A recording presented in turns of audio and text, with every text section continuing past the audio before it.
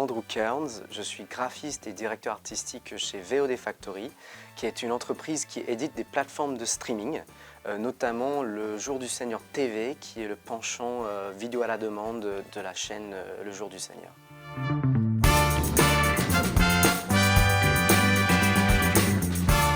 On va avoir besoin d'un visuel pour un contenu audiovisuel pour plusieurs raisons, notamment parce que ça sert du support de communication.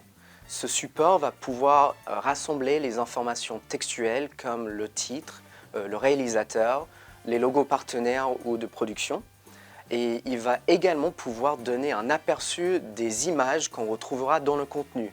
Ça peut être à la fois des photographies qui viennent du tournage ou encore des captures d'écran qui viennent directement de la vidéo. Le plus important pour moi dans un visuel, c'est qu'il retranscrit l'univers du contenu et qui donne envie au public de regarder. Donc on va avoir beaucoup de déclinaisons possibles pour un visuel, mais les deux plus répandus sont l'affiche et la vignette.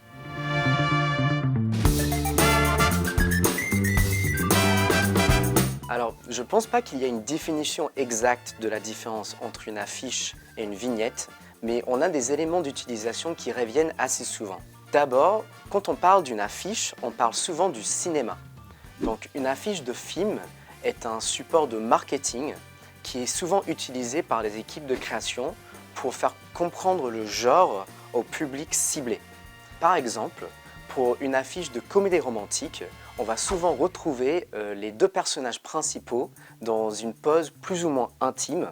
Et au niveau de la palette de couleurs, on va avoir quelque chose de coloré et lumineux.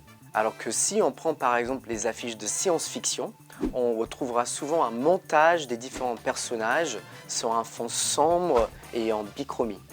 Quant à la vignette, c'est souvent un visuel qui est créé pour une utilisation web, comme par exemple une vignette sur YouTube. Contrairement à l'affiche, la vignette est souvent au format paysage. Là où une affiche est souvent imaginée pour être imprimée en grand, comme par exemple sur un abribus ou dans le métro, une vignette est souvent imaginée pour une utilisation numérique, donc en pixels, et souvent de petite taille. Souvent, la vignette est intégrée à un mosaïque d'autres contenus, comme par exemple sur la page de recherche sur YouTube. Donc, généralement, il est très important pour une vignette de se démarquer grâce à un contenu très clair et impactant.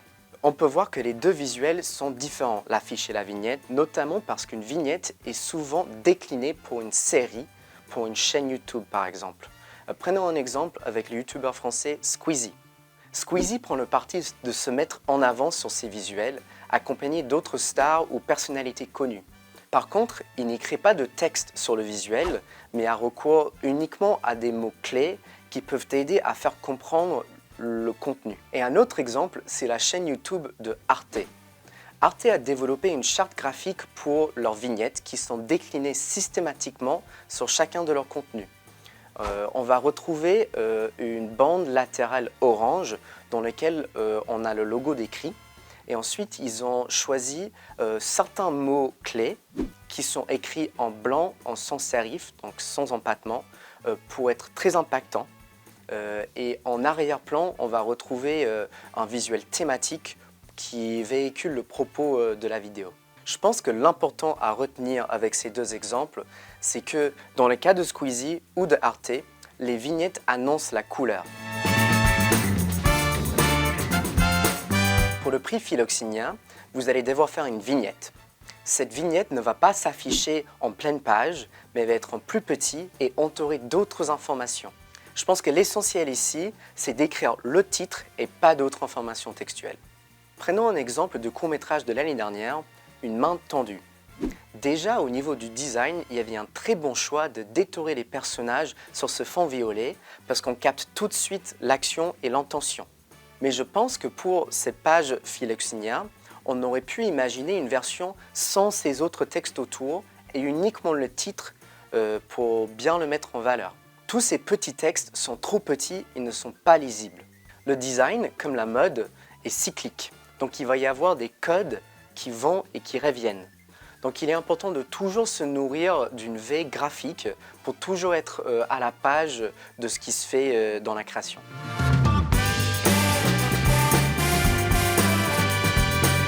Souvent, quand je crée un visuel, je n'ai pas accès à beaucoup d'éléments photographiques, donc j'ai recours au visionnage en accéléré du documentaire et je fais une capture d'écran à chaque fois que je vois une image impactante. Le genre d'image qui marche bien pour ça sont les gros plans sur les objets, les portraits des personnages et des fonds de décors et des paysages. Ensuite, on peut passer à la création. Si on ne sait pas où commencer, un bon point de départ, c'est de faire en trois. La première partie, c'est le sujet visuel. La seconde partie, c'est le traitement de texte. Et la troisième partie, c'est le visuel de fond.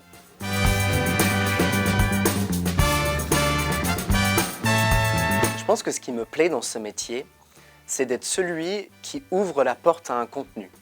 Dans un paysage imbibé de visuels dans tous les sens, c'est vraiment satisfaisant de pouvoir accéder au cœur d'un contenu et le retranscrire pour un public.